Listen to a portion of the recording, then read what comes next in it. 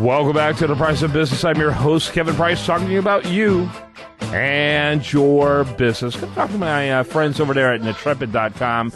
They are Price of Business contributors, do a great job bringing excellent information about what's happening in the technology front. And I consider Netrepid, which is Netrepid.com, Netrepid.com, I consider them thought leaders in what they do.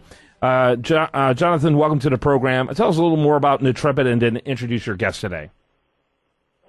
Hey, Kevin. Thanks for having us on again. Netrepid is a provider of infrastructure hosting services that help growing companies accelerate their technology from the ground to the cloud. And my guest today is Jay Loman, and he is the co-founder of an agency called Tag Team Creative, doing some really cutting-edge stuff with digital advertising. And that's tagteamcreative.com, I assume? Yes. And yeah, go right ahead. this is actually for retargetingagency.com. I'm sorry? Retargetingagency.com. Retargetingagency.com. Very good. You're go ahead and kind of tell us your elevator speech there, Jay. Well, so retargeting provides digital media buying to run display advertising campaigns to help companies, those who are agile and on the cutting edge, run media buys across the internet to increase their traffic and conversion. Okay, very good. Your first question, Jonathan. Well, so Jay kind of tipped it there when he was giving his elevator speech for retargeting agency. But I wanted him to kind of take a second and just kind of briefly give a 101 kind of overview of what ad retargeting is, because there's probably some confusion out there in the industry. So I just wanted him to kind of break it down for your listeners real quick.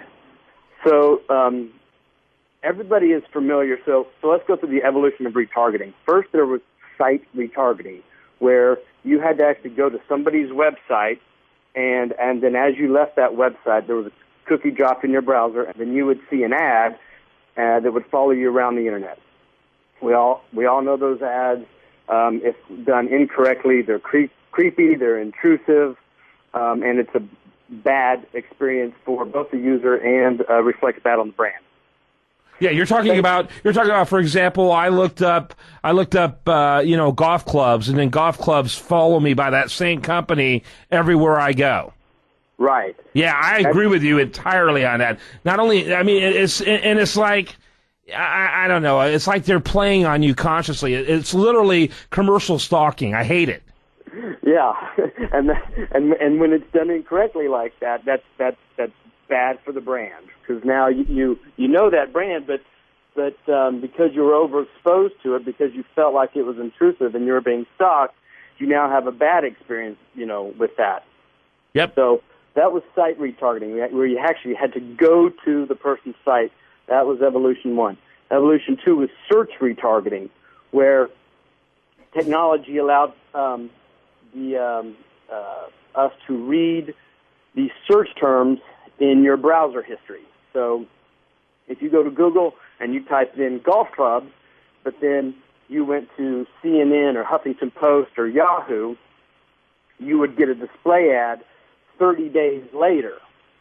So if you think of it as a hot lead or a cold lead, you were pretty much a cold lead because it was 30 days ago that you made that search, but that's just how technology worked. You were prepackaged, and pretty much you told us, or the search history told us, that you were once interested in golf clubs, and so you might be interested again. Yeah, well, not only is it a cold lead, I'm an irritated lead at this point. I'm going to be avoiding that website wherever I looked like the plague. Right, exactly. So the third evolution of retargeting is that we can read those search terms in real time. So I like to give pizza delivery as an example.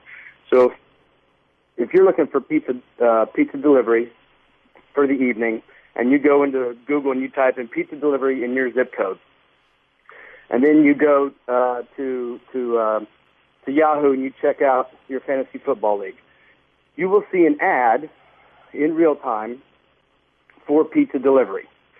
Now, we control it, so because of the recency, because we know that this is your moment of need, conversions go way up because you're looking for that right now. Now, the way we control, the way that we protect the brand is that we only display that ad 4 to 6 times in a 24-hour period. So we're not blasting you with the ad. Also, we only place that ad. Let's say if you're a dog product, for a pet store, and you went and you were looking for dog stuff. If you also went to a cat site, you would not see that dog ad because it's not relevant to that site. So we protect the brand. We don't annoy the user, but we do know that you were interested, and we put a few pings, a few display ads in front of you, say, hey, we know that you're interested, and here is a client that can meet your needs right now. Mm-hmm. Very cool. Jonathan.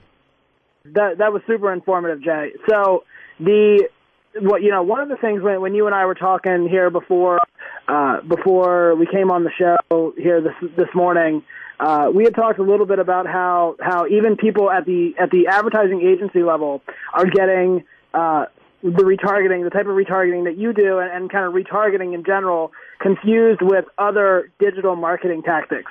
I wanted you to share that story with the listeners, and then maybe give some insight on why you think that's even happening.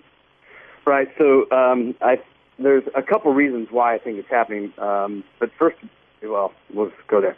So there's a couple reasons why it's happening. One, because of the word search is in retargeting. It's when we talk about site retargeting, people, for the most part, understand.